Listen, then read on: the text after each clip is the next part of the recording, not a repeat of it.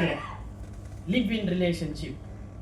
15 வயசுல என்ன வேணா பண்ணுவேன், எல்லாம் விட்டுரு. அவன் யானைகளோடையும் மிருகங்களோடையும் எவ்வளவு அந்யோன்யமா இருக்கான். அந்த நல்ல விஷயத்தை எடுத்துக்கலாம்ல. கொள்ளுவதை கொண்டு தள்ளுவதை தள்ள வேண்டும். நம்ம தள்ளுவதை கொண்டு கொள்ளுவதை தள்ளி விடுகிறோம். இதுதான் நம்ம பண்ணிட்டு இருக்க வேலை. நீங்க பாத்தீங்கன்னா இன்னைக்கு மத்தியானம் ஒரு சின்ன ரீல் பார்த்தேன். ஒரு யானை, குட்டி யானை, அதுக்கு ஒரு பெரிய ஃபீடிங் பாட்டிலில் பால் கொடுக்குறாங்க. அந்த பாட்டிலில், அதாவது மனுஷனுக்கு இல்லாத அறிவு யானைக்கு இருக்கு பாருங்க, அந்த பாட்டிலேருந்து கொஞ்சம் கொஞ்சமாக அந்த பால் வெளில சொட்டுது. அந்த மூடி திருகலை போல் இருக்கு சரியா. அந்த ஃபீடிங் பாட்டில் அந்த யானை கொடுக்குறாங்க. இந்த பெரிய யானை, அம்மா யானை பக்கத்தில் இருக்கு. அதுக்கு ஏதோ உடம்பு சரியில்லையா என்னன்னு தெரியல, அதுக்கிட்ட பால் குடிக்க முடியாமல் இந்த யானை ஃபீடிங் பாட்டிலில் பால் குடிக்குது. இந்த அம்மா யானை அந்த ஃபீடிங் பாட்டில் மூடி திருகு சரியில்லைன்றதால கொஞ்சம் சிந்துது இல்லை பால், அதை அப்படியே கையில் ஏந்தி மறுபடியும் அந்த குட்டியான வாயில் புகட்டுது.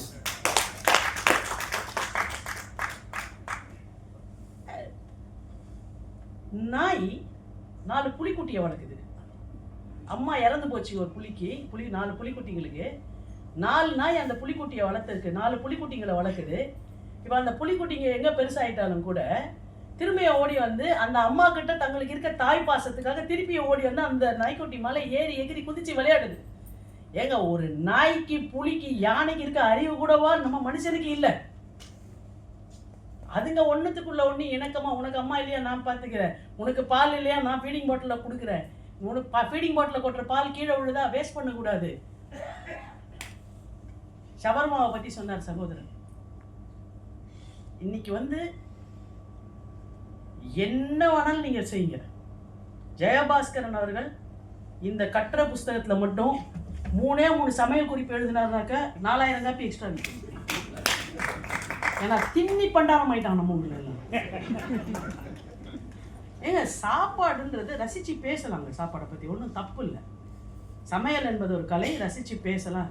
ஆனால் பொழுதுக்கும் நாம் எவ்வளோ ஊருக்கு சுற்றி பார்க்குறோம். நம்ம ஊரில் தான் கொண்டாட்டம் என்றால் உடனே 10 ஸ்டால் வரணும், தப்பு இல்லை. சாப்பிடணும், தப்பு இல்லை. ஆனால் மறக்காம அந்த இடம் முழுக்க இல்லை, அருவருக்கத்தக்க அளவிற்கு குப்பைகளை வெளியே போட்டு விட்டு, மனுஷன்தான் இந்த இடத்துல கொஞ்ச நேரத்துக்கு முன்னாடி சாப்பிட்டானா நம்ம யோசித்து பார்க்க முடியாத அளவிற்கு அந்த இடத்தையே அருவருக்கத்தக்க இடமாக மாற்றிவிட்டு போவது என்பது நம்ம நாட்டில் மட்டும்தான் நடக்கும். நீ எந்த திருவிழாவை எடுத்து பாருங்க சார். பப்ளிக் பிளேசஸ் கோர்ட்டில் அன்னைக்கு ஒருத்தர் நல்ல டீசெண்டாக ட்ரெஸ் பண்ணியிருக்காரு, அப்படியே காரி படிக்கட்டில் ஊழிஞ்சாரு. நிறுத்தி கேட்டால் உங்களுக்கு வெக்கமாக இருக்காது சார், இப்படி துப்புறீங்களா ஒரு கோர்ட்டில்? Sorry madam. எனக்கு சாரி சொல்லாதையா, கண்ணாடி முன்னாடி நின்று உனக்கு சாரி சொல்லிக்கோ. Shameful of you. பப்ளிக் பிளேஸில் இது மாதிரி துப்புறீங்க. அப்போ எதை பற்றியுமே, நம்மளை சுற்றி இருக்கக்கூடிய எதை பற்றியும் கவலை இல்லை. அது என்னன்னா, அவ்வளவு சுயநலம், அவ்வளவு தாண்மை, அவ்வளவு அகங்காரம் நம்மை ஆட்டி படைக்கிறது.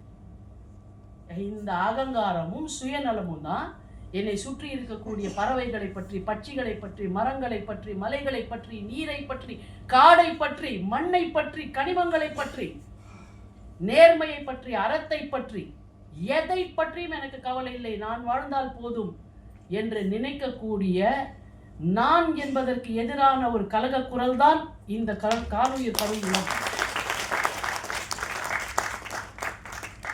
நான் என்பதை துறந்து நாம் என்ற இடத்திற்கு நாம் இடம்பெயர வேண்டும் என்பதுதான் இந்த நூலின் ஆகப்பெரிய கோரிக்கையாக என் மனசிலே தோன்றியது. ஆகப்பெரிய இறைஞ்சலாக, ஆகப்பெரிய மன்றாடலாக இந்த புத்தகத்திலே இருந்து நான் அறிந்து கொண்ட விஷயம். அப்படிப்பட்ட ஒரு நல்ல அறச்சிந்தனையை அறிந்து கொள்வதற்கும் அனுபவிப்பதற்குமான வாய்ப்பை இந்த நூலின் மூலமாக எனக்கு கொடுத்த ஐயா ஜெயபாஸ்கரன் அவர்களுக்கு எனது நெஞ்சார்ந்த நன்றியையும் வாழ்த்துக்களையும் தெரிவித்து விடைபெறுகிறேன். நன்றி.